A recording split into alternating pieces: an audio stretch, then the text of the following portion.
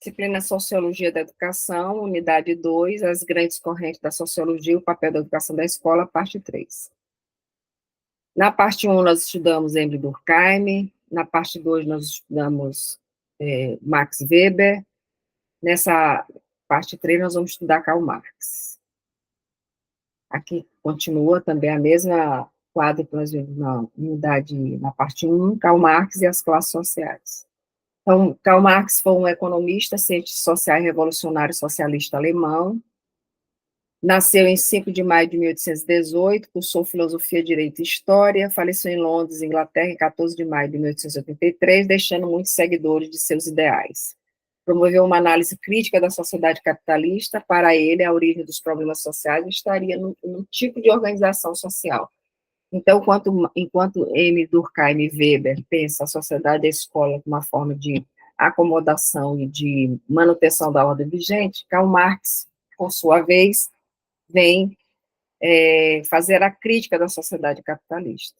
Então, em seus estudos, Marx analisa os conflitos e as contradições sociais e propõe alternativas para uma nova sociedade, só que agora socialista. Suas obras foram escritas com a elaboração de Engels, Friedrich Engels, é autor de célebres obras como Capital, um tratado crítico sobre o capitalismo e a sociedade burguesa, o Manifesto Comunista, esboço da teoria revolucionária destinada aos trabalhadores, e o marxismo é uma das fontes clássicas do paradigma do conflito. Então, o Karl Marx e o Engels, eles vêm justamente fazer a crítica e apontar a necessidade de superação da sociedade capitalista em prol de uma sociedade socialista comunista. Então, Marx e Engels, eles analisaram os conflitos e as contradições da sociedade capitalista e propôs alternativas para uma nova sociedade socialista. Durante o tempo que viveu na Inglaterra, no século XIX, os trabalhos de Marx foram uma resposta aos sérios problemas sociais decorrentes da Revolução Industrial. Nesse período, o capitalismo gerou contradições sociais e conflitos pela enorme diferença de renda entre capitalistas e trabalhadores. Então, a gente sabe, que estudou no ensino médio, que a Revolução Industrial e o nascimento do capitalismo, ele vem complexificar a sociedade e abrir digamos assim, um buraco muito maior entre as classes sociais. Há uma distância muito grande entre as condições de vida da classe capitalista e da classe trabalhadora. Dedicou-se a analisar alguns aspectos da vida social, ou seja, discutir a relação indivíduo-sociedade. Discutiu a relação de produção entre capitalismo e trabalhador, e ele fala sobre os meios de produção e a força de trabalho, o capital versus trabalho, que é uma relação antagônica. Não se pode pensar a relação indivíduo-sociedade, segundo ele, separadamente das condições materiais em que essas relações se estabelecem. Para viver, os homens precisam transformar a natureza. Então, não tem como pensar a sociedade sem pensar essa sociedade dividida em classes. A classe que dispõe dos meios de produção controla a difusão intelectual e a educação, que é o que acontece até nos dias atuais. Então, o estudo de toda a sociedade deveria partir das relações sociais que os homens estabelecem entre si para utilizar os meios de produção e transformar a natureza. Então, ele propõe, assim, uma sociedade em que os meios de produção sejam de toda a coletividade, com a distribuição igualitária da riqueza produzida. Então, Marx vem defender uma sociedade mais igualitária, uma educação, uma escola, um ensino que seja igual para todos, tanto trabalhadores como capitalistas.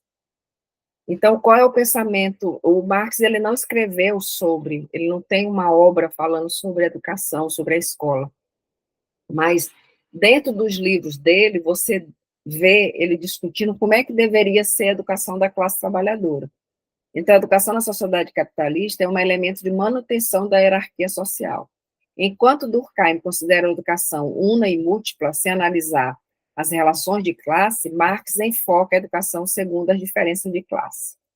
Então, Marx analisa criticamente a educação de classe, cuja escolaridade da classe trabalhadora tem dois objetivos: preparar a consciência do indivíduo para perceber apenas a visão de mundo da classe empresarial como correta, ou seja, transmitir sua ideologia, seriam os dois objetivos da escolaridade, né? Para a classe trabalhadora, segundo Marx, fazendo a crítica ao que o capitalismo quer para a classe trabalhadora.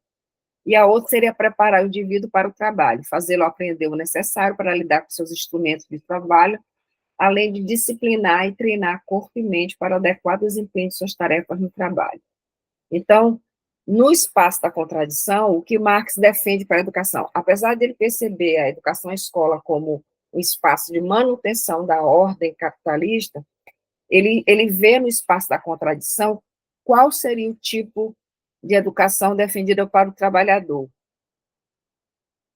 Ele vem falar que a existência de conflitos, contradições e desigualdades sociais é fruto da sociedade capitalista por conta da divisão das classes sociais e é preciso estabelecer na sociedade uma contra-hegemonia, ou seja, o ensino aparece como instrumento para o conhecimento e também para a transformação da sociedade e do mundo.